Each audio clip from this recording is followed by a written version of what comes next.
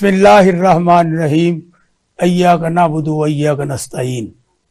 मैं एहसान नाज आपका होस्ट, आपका दोस्त, स्पेशल टीवी के स्पेशल प्रोग्राम सियासत बखैर में आपको खुशामदीद कहता हूँ।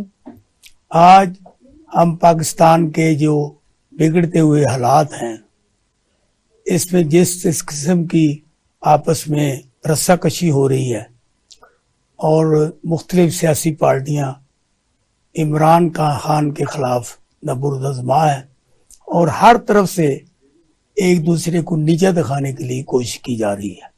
इल्ज़ाम तराशियां और किसी किस्म के सबूत के बगैर लोगों की पकड़ धकड़ जारी है। इमरान खान अपने घर की तलाशी भी दे चुके हैं, लेकिन उन पर हमारी ये जो हुकूमत है गुस्सा कम होने का नाम नहीं लेता।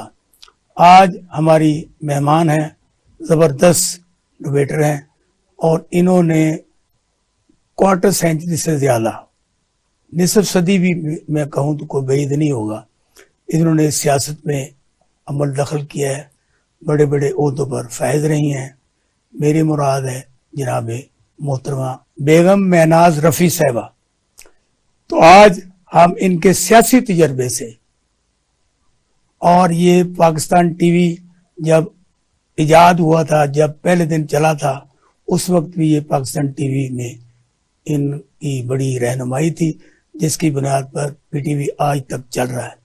तो आज ये हमारे मेहमान हैं। अस्सलाम वालेकुम। भाई कैसे हैं आप? ठीक है, अल्लाह का शुक्र है। आपका बहुत शुक्रिया जो आपने मुझे यहाँ बुलाया।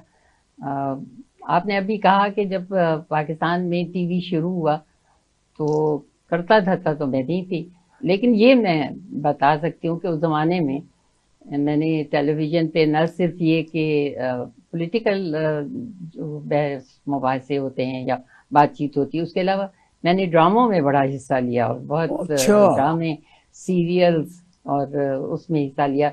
जो लोग उस वक्त देखते थे टीवी, उन्हें शायद मैं याद हूँ। तो खुसूसी तौर पे कौन सी सीरीज, कौन सा ड्रामा? बहुत सारे ड्रामे थे। अब यहाँ तो आप देखें कितने साल। तो मेन एक दो मुझे इस वक्त जहन से उतर गई हैं, लेकिन बहुत से ड्रामे हमने अशफाक साहब के और दूसरों के लिखे हुए ड्रामे जो थे वो करते रहे, प्रोग्राम्स करते रहे। पहले दिन जिस दिन पहला दिन था टेलीविज़न का पाकिस्तान में, उस दिन भी मैंने अशफाक भाई का ही मरहूम का एक प्रोग्राम था, बूझो तो जाने, उसमें हिस्सा लिया था एज ए कॉम्पेयर। तो मसला ये, इस वक्त तो लोग आपको एज ए सियासतदान, एज ए पॉलिटिशियन जानते हैं। बहुत कम लोग हैं जो आपकी इस अदाकारी से, इस फनकारी से वाकिफ हो। आपने याद दिलाया, शुक्रिया। लेकिन क्योंकि आज हमारा मौजूद जो है ना वो सियासत है और आप सियासतदान हैं। अभी मैं खुर्शीद कसूरी साहब से मिला तो मैंने उनसे कहा कि बेगम महनाज रफ़ी साहब के आज तशरीफ ला रही हैं, तो हम उनसे गैर सियासी बातें करेंगे। तो हंसे, वो कहने लगे फिर क्या होगा, फिर तो बेगम महनाज रफ़ी सियासत में नहीं बात करें तो किस भी करें। तो मैं आपसे मुल्तमस हूँ कि आप पाकिस्तानी कौम को ये बताएं कि इस वक्त जो सियासी हालात जा रहे हैं, इनका आखिरकार रिजल्ट क्या होगा। मुझे बहुत अफसोस है, आपने जो सवाल किया है उसका जवाब अगर सच्चाई में मैं देना चाहूँ तो ये बहुत ही खौफनाक एक बात होगी, जिसको ना मैं चाहूँगी, ना आप, ना पाकिस्तान का कोई फर्द चाहेगा। ये पाकिस्तान बना था, कायदे आज़म ने बनाया था, इसलिए बनाया था कि ये पाकिस्तान आगे बढ़े और पूरी दुनिया में इसका एक नाम हो। लेकिन अफसोस से कहना पड़ता है एहसान भाई कि हम सब ने, उसमें शायद मैं भी शामिल हूँ, सभी शामिल होंगे, हमने पाकिस्तान को उस तरह जो कायदे आज़म की सोच थी या उनके रफ़ुक़ा की सोच थी, जो एक इस इलाके में एक ऐसा मुस्लिम मुल्क बनाना चाहते थे जो इंसानी हुकूक़ का तहफ़्फ़ुज़ कर सके, वो हम नहीं बना सके। हमने इसको अपने ज़ाती समझने लगे, जायदाद है। जो आया उसने यही समझा कि ये इससे हम क्या फ़ायदा उठा सकते हैं, ये नहीं सोचा कि इसका फ़ायदा आवाम को क्या हो सकता है। ये मतलब एक गुजारिश ये है कि 75 ईयर पाकिस्तान बने को है जी, और इसमें बड़े बड़े फौजी हुकूमतें भी आई, सियासी भी आई, اور مختلف حالات میں پاکستان کی ترقی بھی ہوئی جی اور پاکستان ترقی کے آخری مرحلے پہ بھی گیا اور واپس آ گیا. اب ہم جس مرحلے پہ کھڑے ہیں نا، نہ تو ہمارے پاس ریزرو ہے، نہ آئی ایم ایف پیسے دینا چاہتا ہے، اور پاکستان میں مہنگائی اس قدر بڑھ چکی ہے کہ جو لوگ 20-25 ہزار میں تنخواہ لیتے تھے نا، ان کا ایک وقت کا کھانا بنانا مشکل ہو سکا ہے. آپ ذرا ہمیں روشناس کرائیں اس کی وجہ کیا بنی ہے، ہم پاکستان اتنا پیچھے کیوں چلا گیا؟ احسان بھائی، آپ ماشاءاللہ مجھ سے زیادہ سمجھتے ہیں اور چیزوں کو آپ دیکھ رہے ہیں. قائد اعظم نے یہ ملک مسلمانوں کے لیے ہی خالی نہیں، انسانوں کے لیے بھی بنایا تھا. جی اس ملک کو وہ چاہتے تھے کہ ایک رول ماڈل دنیا میں وہ دکھا دیں کہ اگر اسلامی پوائنٹ آف ویو سے کوئی ملک بنے تو اس میں کسی فرد کو کوئی نقصان نہیں پہنچے گا، فائدہ سب کو پہنچے گا. اور اسی چیز کو لے کر ان کے جو رفقا تھے وہ بھی آگے بڑھے. لیکن ایک دور گزر گیا کہ جو لوگ بھی آئے ان میں سے بیشتر، میں سب کو نہیں کہوں گی لیکن بیشتر ایسے لوگ تھے جنہوں نے ذاتی مفادات کو سامنے رکھا اور قوم اور ملک کے مفادات کو انہوں نے پیچھے ڈال دیا، جس کا نتیجہ یہ ہے کہ 1947 میں جو اس علاقے کے حالات تھے اب اس سے بھی ہم کہیں دور چلے گئے ہیں، وہ بھی ہمیں کچھ نظر نہیں آتا. اور اس کی بڑی وجہ یہی ہے کہ ہم خود غرض ہو گئے ہیں. ہم ہر پولیٹیکل پارٹی یہ چاہتی ہے کہ تمام اختیار اور اقتدار ان کے پاس ہو، اور وہ جس طرح چاہیں. کل تک جن کے پاس ایک جھوپڑی نہیں تھی آج محلات بنا چکے ہیں، ان کے پاس کروڑوں روپیہ ہے. کہاں سے آیا ہے یہ روپیہ؟ تو جب آپ اس طرح کی چیزیں کریں گے تو یہ قائد اعظم کا تو پاکستان نہیں رہے گا. یہ تو ایسے ہی مطلب ہم قائد اعظم کا نام لے لیتے ہیں، ان کی کوئی چیز ہم نے جو انہوں نے ہمیں سکھانے کی کوشش کی تھی، پاکستان کو آگے لے جانے کی کوشش کی تھی، وہ سب ہم بھول چکے ہیں. جب موجودہ جو حالات اس وقت ہیں، اس وقت جو سچویشن ہے، آئی ایم ایف ہمیں قرضہ نہیں دے رہا، ہمارے دوست ہمیں کچھ دینے کے لیے تیار نہیں ہے، خزانے میں پھوٹی کوڑی نہیں ہے، لیکن حکومت کے اللہ تلے اپنے جاری ہیں، ان کے فضائی سفر بھی جاری ہیں، ان کی دعوتیں بھی جاری ہیں، اور ایک اجلاس کو بلانے کے لیے بھی وہ کروڑوں روپے خرچ کر دیتے ہیں، اور پھر اپنے ممبران کو منانے کے لیے بھی ان کو کئی مراد دے دی جاتی ہیں. تو یہ جو مہنگائی ختم کرنے آئے تھے، کیا آپ کی نگاہ میں انہوں نے مہنگائی کو بڑھایا یا ختم کیا؟ ختم تو دیکھیے بالکل نہیں کیا. جہاں تک بڑھنے کا سوال ہے، آپ بھی جانتے ہیں، میں بھی جانتی ہوں، اور مثلا اس ملک کا ہر آدمی جانتا ہے، چاہے وہ مزدور ہے، چاہے وہ کسان ہے، اور چاہے وہ مطلب کروڑ پتی ہے. ہر ایک جانتا ہے کہ پاکستان کو ان لوگوں نے جس حال کو پہنچا دیا ہے، اس کے بعد بہت مشکل ہے دوبارہ وہاں آنا جہاں سے پاکستان نے شروع کیا تھا اپنا وقت. لیکن اس کی بڑی وجہ جو ہے وہ خود غرضی ہے. ہر پارٹی یہ چاہتی ہے کہ اس کے پاس اقتدار ہو، جو چاہے وہ کرے، جو اس کا دل چاہے وہ قانون بنا دے، اور ان تمام چیزوں کا محور جو ہے وہ اس کی پارٹی اور اس کے جو لوگ ہیں ان کے مفادات کی بات ہو. اگر آپ صرف اپنے مفادات کی بات کریں گے تو آپ مجھے بتائیے کہ جو عام لوگ ہیں ان کے مفادات کا تحفظ کون کرے گا؟ تو اسی کا نتیجہ کوئی نہیں کر رہا. ایک چھوٹی سی بات احسان بھائی آپ سے کرتی ہوں کہ میں خود چونکہ MNA رہ چکی ہوں اور مجھے معلوم ہے کہ کیا مراحت ملتی ہیں. جو کچھ مراحت ملتی ہیں، کیا ان حالات میں، وہ تو اب مراحت جس زمانے میں تھی MNA، اب تو اس سے کافی آگے ہم بڑھ چکے ہیں کہ لوگ کروڑ پتی کیا ارب پتی کھرب پتی بن چکے ہیں. ان کو جتنی تنخواہیں ملتی ہیں، جتنی مراحت ملتی ہے، کیا ایک عام غریب آدمی کو سب کچھ مل رہا ہے کہ وہ ایک وقت کی روٹی بھی کھا سکے؟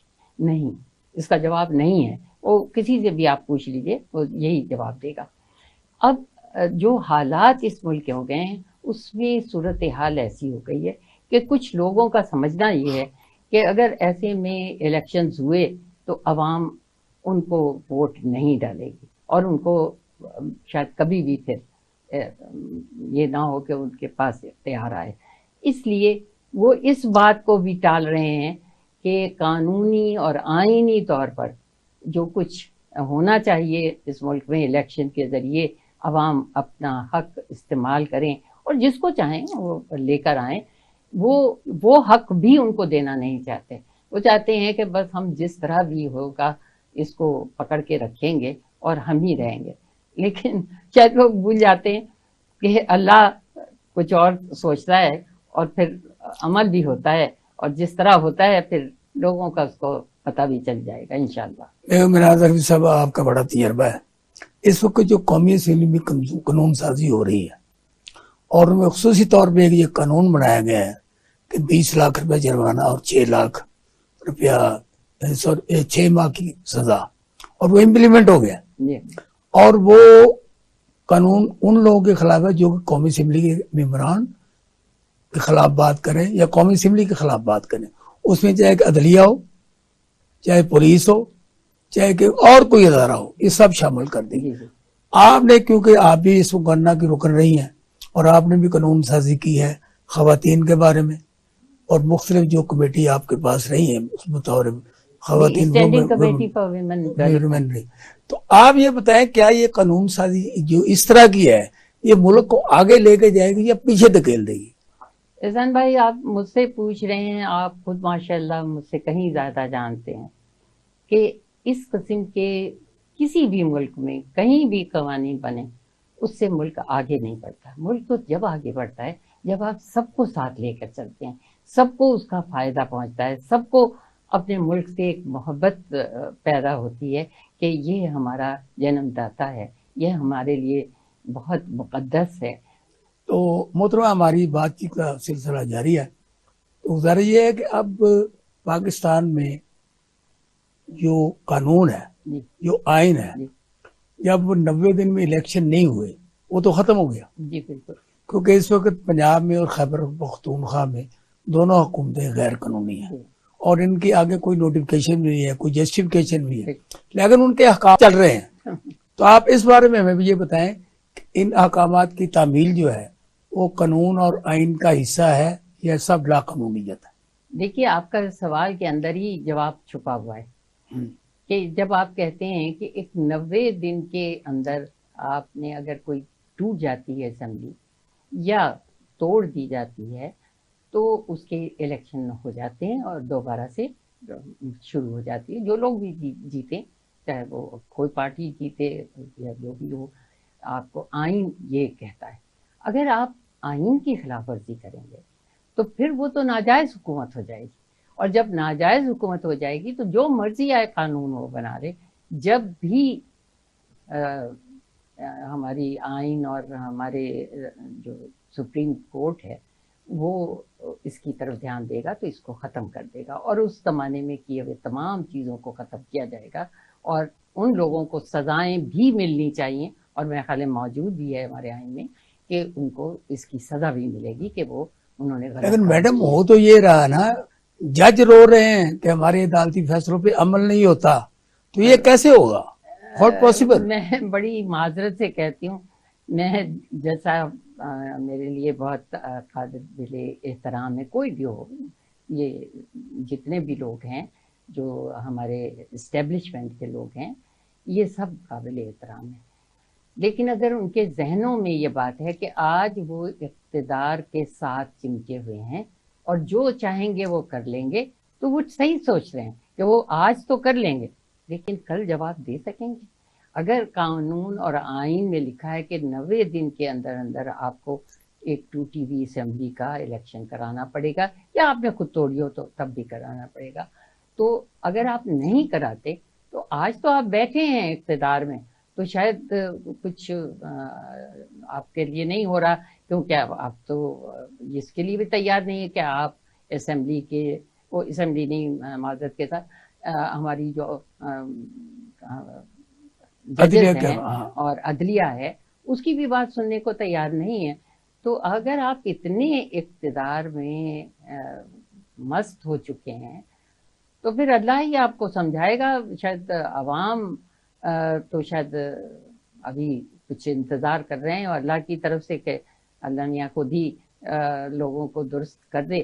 نہیں ہوگا تو پھر آپ کو پتہ ہے، آپ مجھ سے زیادہ جانتے ہیں، آپ جرنلسٹ ہیں، کیا کتنے ملکوں میں آج کل کیا ہو رہا ہے. کیا پاکستان میں ایسا نہیں ہو سکتا؟ بالکل ہوگا، اور آج نہیں تو کل ضرور ہوگا. یہ ہم سب کا ایمان ہے، اور جب ہوگا تو پھر سب ان کو حشر معلوم ہو جائے گا. یہ جتنا بھی چاہیں، جو چاہیں اس وقت تو کر لیں، لیکن اس کا ان کو نتیجہ بہت برا ہوگا. محترمہ، یہ دفعہ 144 اگر لاہور میں عثمان پارک میں ہو جی تو 4 لوگوں کو اکٹھے نہیں ہونے دیا جاتا. اگر عمران خان کی طرف سے کوئی کال بھی دی گئی ہو تو وقت سے پہلے آ کے ان لوگوں کو پکڑنا شروع کر دیتے ہیں جی اور لوگوں کو جمع نہیں ہونے دیتے. جی جی لیکن دفعہ 144 اگر اسلام آباد میں ہو اور مولانا فضل الرحمان کو وہاں پولیس بھی، وہاں انتظامیہ بھی، وہاں تمام ادارے ان کو لا لا کے بٹھا رہے ہوں اور وہ عدلیہ کے خلاف احتجاج کر رہے ہوں، تو آپ یہ دو پہلو جو ہیں، ایک دفعہ عمران خان کے لوگوں کو پکڑنا اور مولانا فضل الرحمان کے لوگوں کو تحفظ دینا، اس کو آپ کس نگاہ سے دیکھتی ہیں؟ جس نگاہ سے آپ دیکھ رہے ہیں میں بھی اسی نگاہ سے دیکھ رہی ہوں. لیکن میرے اور آپ کے خالی دیکھنے سے نہیں ہوگا. افسوس کی بات یہ ہے کہ جن کو عمل اس پر کرنا چاہیے وہ کیا کر رہے ہیں. وہ بھی ذمہ دار ہیں. خالی وہی ذمہ دار نہیں ہیں جو پارٹیاں اس قسم کی حرکتیں کر رہے ہیں کہ اسی بات پہ ایک پارٹی کو سزا ہوتی ہے اور اسی بات پہ ان کی پارٹی کو انعام ملتا ہے. تو یہ چیزیں جب دکھ رہی ہیں ان کو، جنہوں نے اس کی اصلاح کرنی ہے، تو پھر کل کو جو اصلاح کر رہے ہیں ان کو بھی اسی میں شمار کیا جائے گا جو غلط کام کر رہے ہیں.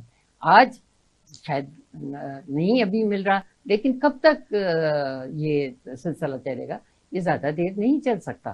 اور اس کا جو بہت سارے لوگ، اور میں بھی اس میں شامل ہوں اور میرا یقین ہے کہ آپ بھی شامل ہوں گے، کہ ہم اپنے ملک کو نقصان نہیں پہنچانا چاہتے.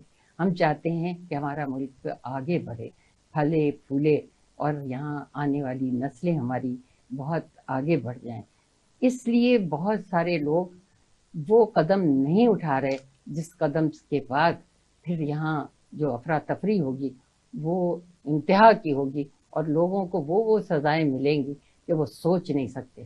اس لیے میں بڑی ہمبلی اپنے تمام ان بھائیوں بہنوں اور لوگوں سے کہتی ہوں کہ قانون کی خلاف ورزی نہ کریں، آئین کی خلاف ورزی نہ کریں.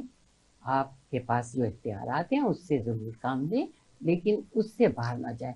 اب میں اس میں ایک بات آپ کے سوال کے بغیر بات کرنا چاہتی ہوں. آج تک پاکستان کی تاریخ میں کئی دفعہ ایسا ہوا ہے کہ حکومت اور اپوزیشن کے درمیان اختلافات ہوئے ہیں، جلسے جلوس ہوئے ہیں، اس میں لوگ گرفتار ہوئے ہیں، لیکن اتنی خواتین کبھی گرفتار نہیں ہوئی اور ان کے ساتھ اتنا برا سلوک آج تک کبھی نہیں ہوا.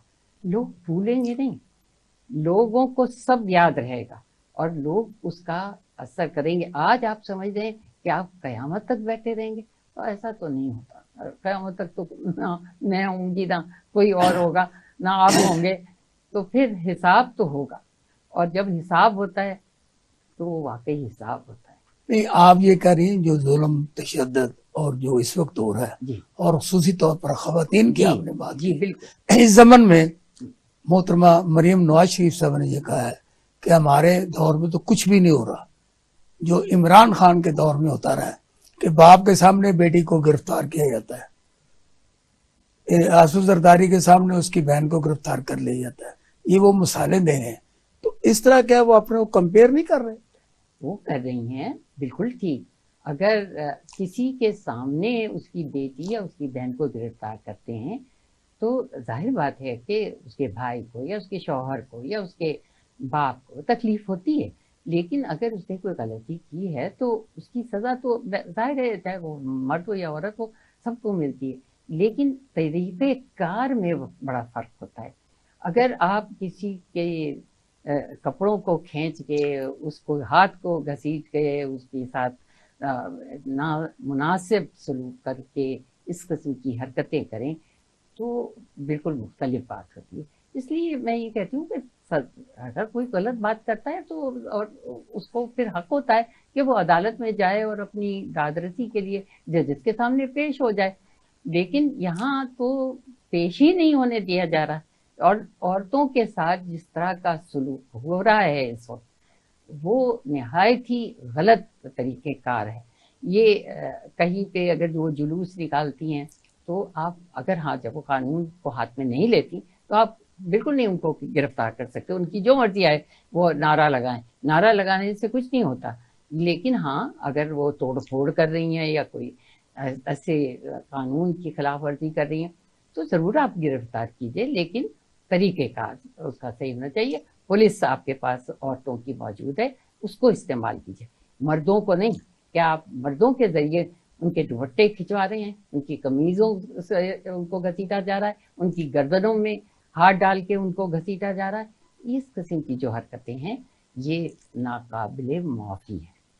محترمہ, یہ جو ہماری ہیومن رائٹس کمیشن کی کئی تنظیمیں بھی ہیومن رائٹس کی بات کرتی ہیں, ان دنوں میں کوئی نہیں نکلی باہر کہ عورتوں پہ ظلم ہو رہا ہے, تشدد ہو رہا ہے, ہیومن رائٹس کی کوئی بات نہیں کی. اس کی کیا وجہ ہے؟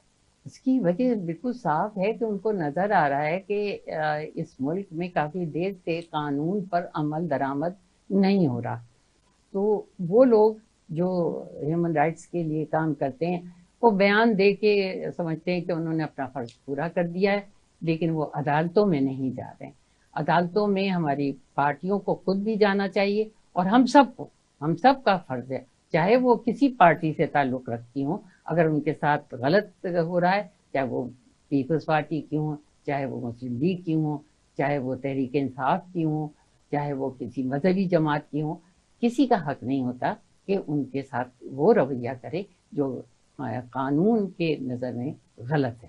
اور جب تک آپ غلط اور صحیح کا فیصلہ نہیں کریں گے اس وقت تک پاکستان آگے نہیں بڑھ سکتا. کیونکہ پاکستان اسی وقت بڑھے گا جب سارے لوگ پاکستان کو آگے بڑھانے کے لیے کام کریں گے, اپنی ذات کے لیے نہیں, اپنے ذاتوں کے لیے پیسہ بنانے کا کام نہیں کریں گے, اور پاکستان کو آپ آگے بڑھانے کی بات کریں گے جبھی پاکستان آگے بڑھے گا. اچھا, میں جو دیکھ رہا ہوں, یہ سوچ رہا ہوں جی کہ جب تک یہ تمام سیاسی پارٹیاں جی مل کے ایک جگہ نہیں بیٹھیں گی, کوئی گول میز کانفرنس کہہ لیں, اے پی سی کہہ لیں, اور جب تک یہ نہیں ہوگا کوئی منزل کو راستہ نظر نہیں آئے گا. اس میں اب جیسے جماعت اسلامی نے پہل کی اور وہ وزیر اعظم سے ملے اور عمران خان صاحب بھی ملے, لیکن نتیجہ کوئی نہیں نکلا. تو میں آپ سے ملتمس ہوں, آپ کو, عوام کو, وہ قوم کو یا لیڈروں کو ایسی بات بتائیں جس کی بنیاد پر وہ اکٹھے ہوں اور کوئی ایک ریفری ایسا ہو جو ان کو اکٹھا کرے. احسان ناز صاحب, میں آپ کی معصومیت پہ ہنس سکتی ہوں اور کچھ نہیں کر سکتی. اس ملک کے آپ نے پارٹیوں کو دیکھا ہے کہ ان کا ریفری ہمیشہ ایک ہی رہا ہے, اور وہ بھی آ کر پھر جو کچھ کرتا ہے اس کا رونا پھر ہم روتے رہتے ہیں کافی سالوں تک. اور آپ دیکھیں پاکستان آدھا ہو گیا, کیا کچھ نہیں ہوا اس ملک میں. تو یہ تو ایک مذاق کی بات ہے. یہ چیزیں ہمیں خود سمجھنی چاہیے. ہم نے اگر ایک چیز اپنے سر پر لی ہے, اس ملک کی بہتری کے لیے ہم آئے ہیں, کسی بھی پارٹی سے کام کر رہے ہیں, تو پاکستان کو نمبر 1 پہ ہونا چاہیے, اپنی ذات کو پیچھے رکھنا چاہیے. لیکن وہ نہیں ہو رہا. جب تک کہ آپ اپنے مسائل کو ذاتی مسائل سمجھ کر کام کرتے رہیں گے, یہی کچھ ہوتا رہے گا. میڈم, اس وقت ہم نے ایک لینی ہے بریک کے بعد ہم پھر واپس آتے ہیں اور ہم اسی سلسلے کو ایسے جاری رکھیں. جائیے گا نہیں, آتے ہیں تھوڑی سی بریک کے بعد.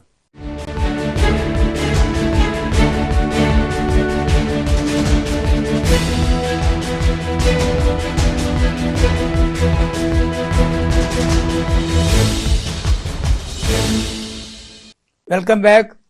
ہم محترمہ میناز رفیع صاحبہ سے بات چیت کر رہے ہیں, اور وہ بڑی ہی آسان طریقے سے اپنے جذبات کا احساسات کر رہی ہیں اور قوم کو بتا رہی ہیں کہ پاکستان کس طرح سے نجات حاصل کر سکتا ہے ایسے حکمرانوں سے, ایسے اپوزیشن لیڈروں سے, اور ایسے ان تمام اشخاص سے جو کہ پاکستان پر نظر انداز ہوتے ہیں. جی بیگم صاحبہ, جی آپ سے میں ملتمس ہوں. جی اب آپ یہ بتائیں, جیسے کہ آپ نے بتایا کئی چیزیں وہ بتائیں جو کہ لوگوں کے علم میں اضافہ ہوا.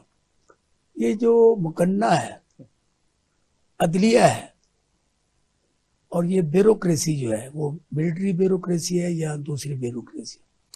اب جب ان میں آپس میں ربط ہی نہیں ہوگا تو ملک کیسے چلے گا؟ کیونکہ اس میں ہم نے کئی ادوار میں ایسے بھی دیکھا کہ پاکستان کا جو پہیہ تھا وہ عروج پر گیا, ڈالر کی بھی قیمت کم ہوئی, پٹرول کی بھی قیمت کم ہوئی. اب عمران خان پٹرول چھوڑ کے گئے 150 روپے پہ, اس وقت ہے 272. عمران خان ڈالر چھوڑ کے گئے 168 کا, اس وقت وہ 300 کبھی کراس کرتا کبھی نیچے آتا. تنخواہیں جو تھیں لوگوں کی وہ کم ہونے کی بجائے بڑی ہیں, لوگوں کی قوت خرید بھی کمی واقع ہوئی ہے. لیکن یہ چوہی بلی کا جو کھیل ہے یہ سیاستدان کھیل رہے ہیں. تو آپ کوئی ایسا راستہ بتائیں, ان کو بتائیں کہ یہ چھوڑیں اس بات کو اور منزل کی طرف بڑھیں اور جو ہمارے جو مسائل ہیں ان کو حل کریں. میں اس قابل تو نہیں ہوں کہ میں کوئی کسی کو حل بتاؤں, لیکن میرا خیال ہے بھائی حل سب کو معلوم ہے, کوئی یہ ڈھکا چھپا نہیں ہے. ہماری ہر بک جو آئین کے بارے میں بتاتی ہے ہمیں, ہر چیز کا جواب اس کے اندر موجود ہے. لیکن ہو کیوں نہیں رہا اس کی وجہ بھی لوگوں کو معلوم ہے, عام آدمی کو معلوم ہے. آپ جس سے سوال کریں گے وہ آپ کو مجھ سے زیادہ بہتر طریقے سے جواب دے دے گا کہ ان کو لگ رہا ہے کہ وہ اگر ذرا سے بھی اپنی جگہ سے کھسکے یا کوئی انہوں نے آئین پر قانون پر عمل کرنے کی کوشش کی تو ان کی پیروں کے نیچے سے زمین نکل جائے گی اور پھر وہ شاید واپس نہ آ سکیں. تو جب تک ہیں اس وقت تک جو بھی کمائی کر سکتے ہیں لوگ وہ کریں, یہی ان کا مقصد ہے. اور پاکستان کو چلانا, پاکستان کی بہتری کرنا, یہ تو کہیں مجھے نظر نہیں آتی. شاید میری آنکھوں کا کوئی قصور ہو, میں کہہ نہیں سکتی. لیکن افسوس اس بات کا ہے کہ قائد اعظم نے جو کچھ ہمیں سکھایا تھا, لیاقت علی خان نے ہمیں بتایا. آپ کو معلوم ہے کہ ایک لیاقت علی خان نواب تھے, ایک پوری جاگیر ان کی تھی. اور جب پاکستان بنا تو ہم نے تو کتابوں میں پڑھا ہے کہ ان کے سیکٹری نے ان کے سامنے ایک فارم رکھا کہ سائن کر دیں, تو انہوں نے پوچھا کہ یہ کیا ہے. انہوں نے کہا وہ جو آپ پیچھے چھوڑ آئے ہیں ہندوستان میں اپنی جو نواب تھے آپ, وہ تمام چیزیں, اس کے لیے ہم نے یہ یہاں پہ لینے کے لیے یہ فارم بھروا کلیم کر دیں گے, کلیم کریں. تو انہوں نے کاغذ کو اسی وقت پھاڑ کے پھینکا. اس نے کہا میں نے پاکستان اس لیے نہیں بنایا تھا کہ میں وہاں کلیم لوں گی. اور آپ سب کو پتہ ہے, مجھے بتانے کی ضرورت نہیں کہ سب جانتے ہیں کہ جب ان کی شہادت ہوئی تو ان کے موزے پھٹے ہوئے تھے, بنیان سی گئی تھی پھٹی ہوئی, اور یہ حال تھا ان کا. کوئی ان کا اپنا گھر نہیں تھا, ایک نواب تھا وہ. اور ایسے اکیلے نواب لیاقت علی خان صاحب نہیں تھے, بہت سارے ایسے لوگ تھے جو وہاں ماشاءاللہ بہت اچھی طرح رہ رہے تھے بھارت میں, لیکن انہوں نے پاکستان آنا پسند کیا کہ یہاں وہ خدمت کریں گے اپنے ملک کی. لیکن یہاں ان کے ساتھ جو کچھ ہوا اس کا نتیجہ آپ نے دیکھ لیا. ایسٹ پاکستان کیوں بنا؟ اگر ہم میں اتنی ہمت اور اتنا جذبہ ہوتا کہ ہم اپنے بھائیوں کو اپنے گلے سے لگا کے رکھتے, خود آدھی روٹی کھاتے, انہیں روٹی کھلاتے, تو وہ کبھی ہم سے الگ نہ ہوتے. لیکن یہ ساری حرکتیں ان لوگوں نے کی جو اس ملک کو لوٹ کے اور کھانا چاہتے تھے. نتیجہ یہ ہوا کہ پاکستان دو لخت ہو گیا. آج بھی جو صورتحال آپ کو نظر آ رہی ہے وہ کچھ کم نہیں ہے. جب لوگ اتنے عاجز آ جائیں گے کہ یہ کیا ہو رہا ہے, آپ دیکھیں کہ ایک طرف ہمارے اسمبلی کے ممبران ہیں اور بڑے بڑے لوگ ہیں, ان کو ان کی آمدنی میں ہر روز ہر لمحہ اضافہ ہو رہا ہے, اور ایک طرف وہ غریب لوگ ہیں, مزدور لوگ ہیں, خواتین ہیں جن کو پیٹ بھر کے روٹی تک نہیں مل رہی ہے. جس کا آپ نے ابھی ذکر کیا کہ جب پیٹرول مہنگا ہوتا ہے, جب اور چیزیں مہنگی ہوتی ہیں, جو ایسینشل چیزیں ہیں, تو ہر چیز کی قیمت بڑھ جاتی ہے. اگر یہ اتنا ہی کرتے کہ کہتے کہ کل سے ہم تنخواہ اپنی جو ہے وہ عادی کر دیں گے یا نہیں لیں گے یا مراد نہیں لیں گے، تو آپ کو کہیں باہر سے قرضہ لینے کی ضرورت ہی نہیں پڑتی۔ لیکن یہ ایک جذبہ ہوتا ہے اپنے ملک کے، اپنے بہن بھائیوں کے لیے ہوتا ہے کہ ہم سب اپنی زندگی کو دوسروں کے لیے وقف کریں۔ وہ جذبہ ہم میں نہیں آیا۔ افسوس کی بات یہی ہے کہ ہمارے لیڈرز بہت جلد ہم سے جدا ہو گئے اور ہم ان کو نہ دیکھ سکے، نہ ان کی باتوں کو سمجھ سکے، اور آج ہم اس نہج پہ پہنچ گئے ہیں کہ ہم ایک دوسرے کے دشمن ہو چکے ہیں۔ یہاں جمہوریت یا دوسری چیزیں، یہ تو سب نام کی چیزیں رہ گئی ہیں۔ یہاں ہر آدمی اپنے لیے سوچتا ہے، دوسرے کے لیے نہیں۔ میڈم، عمران خان صاحب نے اسمبلیاں توڑ کے، قومی اسمبلی سے باہر نکل کے، آپ کے دن اس میں غلطی کی یا کوئی اچھا کیا انہوں نے؟ دیکھیے، میں اتنی قابل تو نہیں ہوں کہ میں کسی بھی لیڈر کے، چاہے وہ نون لیگ کے ہوں یا پیپلز پارٹی کے ہوں یا عمران خان ہوں، ان پر کوئی تبصرہ کروں، ان کو زیادہ معلوم ہوگا۔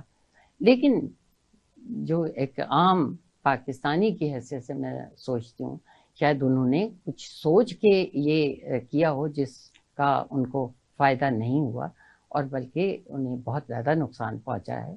شاید وہ آج سوچتے ہوں، خود ہی سوچتے ہوں کہ انہوں نے شاید یہ مناسب نہیں کیا۔ وہ سمجھ رہے تھے کہ شاید پاکستان لندن کی ڈیموکریسی پہ چل رہا ہے یا امریکہ کی ڈیموکریسی پہ چل رہا ہے، تو جو وہ کام کر رہے ہیں اس کا ان کو صلہ ملے گا، لوگ واہ واہ کریں گے، تالیاں بجائیں گے۔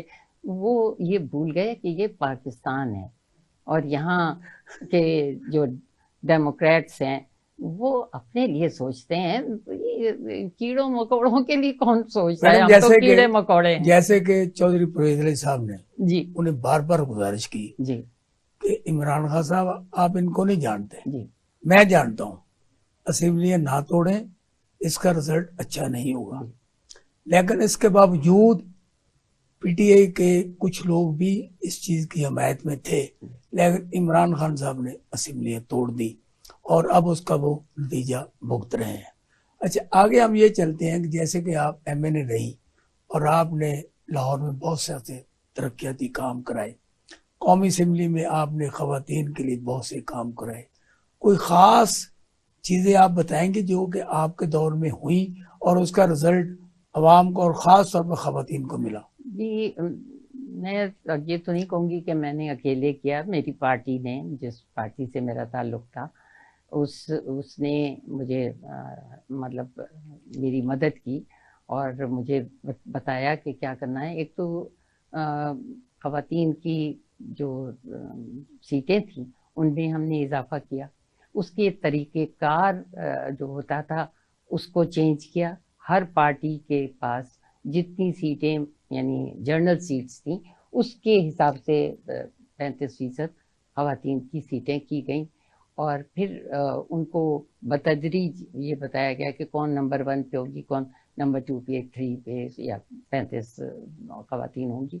تو اس طرح ایک بہت بڑی تعداد ہماری خواتین کی وہاں پہنچی اور انہیں موقع ملا کہ وہ ملک کی خدمت کر سکیں۔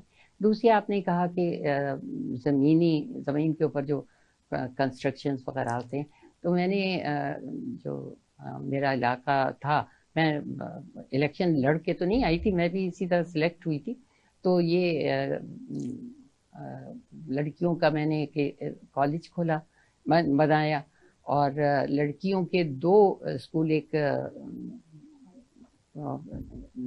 کیا علاقہ ہے یہ، گلشن راوی، اس میں لڑکیوں کا کالج بھی اور ایک اسکول کھولا، دوسرا اسکول بھی لڑکوں کا کھولا، جو سب جانتے ہیں وہاں کے علاقے کے لوگ۔ جو میں کر سکتی تھی وہ میں نے کیا۔ اسی طرح چھوٹے موٹے کام تو بہت سارے ہوتے ہیں، نالیاں بنوانا، سڑک بنوانا، اور حالانکہ یہ کام میں نے کہا ہے تو نہیں، بالکل نہیں ہے یہ کام، تو مطلب آپ کے آپ کا کام تو قانون سازی ہے اس کو کرنا چاہیے، صرف کہنا چاہیے۔ لیکن اس کی ایک بڑی وجہ ہے کہ وہ پیسہ جو کہتے تو یہی ہے کہ پیسہ تو ہمارے ہاتھ میں نہیں آتا، میرے بھی ہاتھ میں نہیں آیا، میں نے لکھ کے دے دیا کہ یہ کام کرنا ہے، انجینئر نے بتایا اتنا پیسہ لگے گا، اور وہ ان کو پیسہ مل جاتا ہے۔ لیکن ایک راز کی بات آپ کو بتا رہی ہوں، جو مجھے بعد میں پتا چلا کہ کیا ہوتا ہے وہ یہ ہوتا ہے کہ وہ انجینئر کے ساتھ یا جو ٹھیکیدار ہے اس کے ساتھ طے ہو جاتا ہے کہ اتنے پیسے ایکچوئل لگیں گے، اتنے پیسے بچیں گے، اس میں سے اتنا حصہ آپ کا، اتنا حصہ ہمارا. اسی کا نتیجہ آپ دیکھ لیجئے کہ ملک میں جتنی بھی کنسٹرکشن ہوتی ہے وہ اس پائے کی نہیں ہوتی جتنا پیسہ دیا جاتا ہے. اور ہمارے جو ماشاءاللہ ایم این اے، ایم پی ایز اور مطلب نیچے سطح کے اوپر رہیں، راتوں رات ان کی جائیداد میں ماشاءاللہ چاندی ہو جاتی ہے. اضافہ ہوتا چلا جاتا ہے. تو یہ میں نے شروع میں شاید کہا تھا یا نہیں کہا کہ دیکھیے آج جو حالات ہیں اس میں اگر ہمارے جتنے بھی ہیں چاہے وہ کسی پارٹی سے تعلق رکھتے ہوں، اگر وہ اپنی تنخواہیں، اپنے مرات کو آدھا بھی کر دیں تو پاکستان میں آج غریب کو روٹی کی فکر نہیں ہوگی اور انشاءاللہ ترقی کرے گا. لیکن ہمت ہی نہیں ہے ان میں، اور آئی ایم وہ ایف جاتے ہی اس اور لیے آئی ہیں. ایم ایف سے بھی پیسے نہیں جی ہاں لیتے. جی ہاں. تو یہ ملک سے محبت کا اظہار ہے. آپ نے ابھی ٹرکی میں دیکھا، ٹرکی میں زلزلہ آیا، کتنا خوفناک زلزلہ تھا، کتنا پیسہ لگا ہوگا، لیکن انہوں نے الیکشن پوسٹ پون نہیں کیا. انہوں نے کہا آئین نے کہا ہے تو یہ الیکشن ہوں گے. ہم تو بہانہ ڈولتے ہیں ہمیں چھینک آ گئی ہے، ہمیں کھانسی ہے، ہم کیسے الیکشن کرا لیں. تو یہ جو چیزیں ہیں سب جانتے ہیں، یہ مطلب کوئی ڈھکی چھپی باتیں نہیں ہیں. یہ نہ میں کوئی خاص بات کر رہی ہوں، آپ نے مجھ سے سوال کیا، میں نے جواب دے دیا، لیکن یہ بات پورا پاکستان جانتا ہے کہ یہ کیوں نہیں کرا رہے. اچھا آپ یہ بتائیں کہ بلدیاتی الیکشن میں حکومتیں کیوں نہیں کراتی اسی جبکہ لیے بہت ضروری ہے؟ جی اسی لیے نہیں کرتی ہیں کہ یہ جو پیسے کا کھیل ہے، اگر آپ اس پہ ذرا سی کچھ بچوں سے کہیں کہ وہ اپنا تھیسز لکھے اور اسی پہ لکھے تو آپ کو پتا چل جائے گا کہ یہ سارا کام کیسے ہو رہا ہے اور پیسہ کہاں جا رہا ہے اور کیسے جا رہا ہے. تو یہ جو بلدیاتی کام ہے اس میں نیچے والے لوگوں کو موقع دیا جاتا ہے، ایم پی اے اور ایم این اے اس کو دوسرے مقاموں کے لیے دیا جاتا ہے موقع، سینیٹرز کو اپنی جگہ ملتی ہے.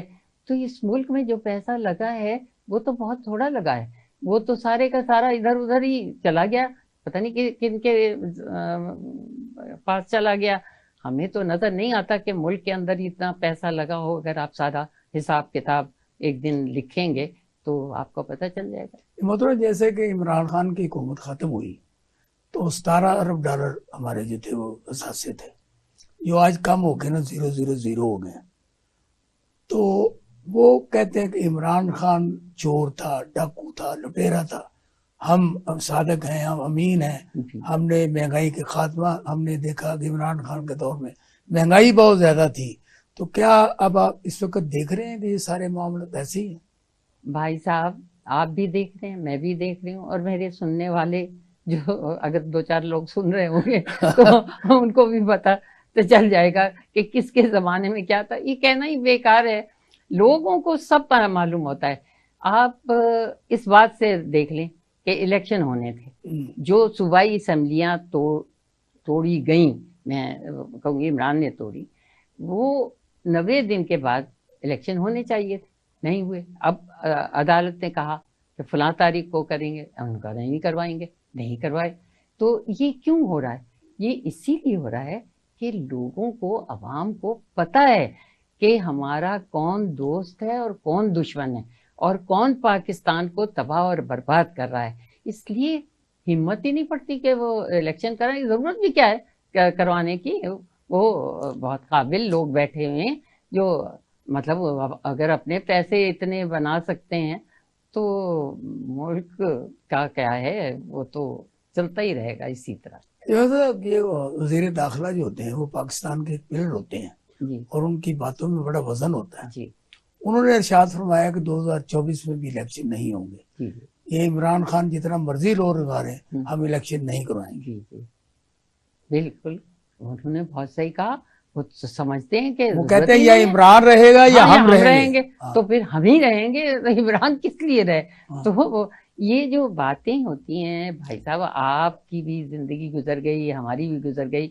یہ باتیں کرنا تو بڑا آسان ہوتا ہے، لیکن اصل وہ ہوتا ہے جو میرا خدا جانتا ہے، اور انشاءاللہ خدا بتائے گا کہ کیا ہونا ہے اور کیا نہیں ہونا، نہ یہ میں بتا سکتی ہوں نہ آپ بتا سکتے۔ یہ عمران خان کو چھوڑ کے لوگ بھاگ رہے ہیں اور لکھ کے دے رہے ہیں کہ آئندہ ہم کسی سیاست میں حصہ بھی نہیں لیں گے، اس کی کیا بنیادی وجہ ہے؟ بنیادی وجہ آپ بھی جانتے ہیں، آپ مجھ سے کہلوانا چاہتے ہیں تو وجہ یہی ہے کہ اگر پریشر اتنا زیادہ ہو آدمی کے اوپر تو پھر وہ بیچارہ مجبور ہو جاتا ہے کہ کیا کرے، وہ کیا لڑے ان لوگوں سے۔ عمران کے ساتھ جو ہو رہا ہے، ایک لیڈر ہے اور پوری دنیا اسے مانتی ہے، تو اس کے ساتھ جب اس طرح کی حرکتیں ہو سکتی ہیں تو ایک ایم پی اے، ایک ایم این اے بیچارہ کہاں تک برداشت کرے گا؟ تو وہ ظاہر بات ہے کہ یہ تو ایک باقاعدہ طے شدہ عمل پہ عمل کیا جا رہا ہے، لوگوں سے یہ کروایا جا رہا ہے، لیکن اس کا فائدہ کوئی نہیں ہوگا، کیونکہ جو لوگ دلوں سے سمجھتے ہیں کہ کیا صحیح ہے چاہے یہ کیا غلط ہے، تو وہ پھر اسی طرح انشاءاللہ بیہیو کریں گے جب بھی انہیں موقع ملے گا، آج نہیں تو کل۔